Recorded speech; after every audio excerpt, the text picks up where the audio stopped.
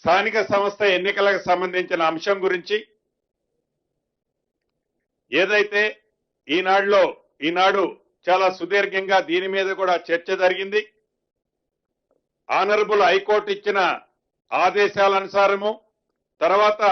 చిత్తశుద్ధితో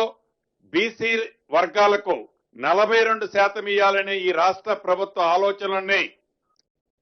ఇంప్లిమెంటేషన్ చేయాలని సుప్రీంకోర్టుకు కూడా ఈ రాష్ట్ర ప్రభుత్వం అప్పీల్ చేసిన తర్వాత అక్కడ సుప్రీంకోర్టు నుంచి వచ్చిన తీర్పుని ఆధారంగా మళ్ళీ హైకోర్టుకే రిఫర్ చేయడం జరిగింది. హైకోర్టులో వచ్చే నెల 3వ తారీఖు నాడు మళ్ళీ దీని మీద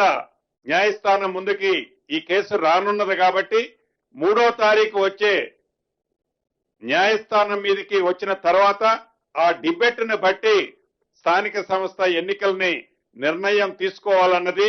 రాష్ట్ర ప్రభుత్వం ఈ రోజు ఈ కేబినెట్ లో నిర్ణయిస్తూ మళ్ళీ 7వ తారీఖు నాడు కేబినెట్ ని జరపాలని కూడా ఈ రోజే కేబినెట్ లో తీర్మానం చేయడం జరిగింది. అదేవిధంగా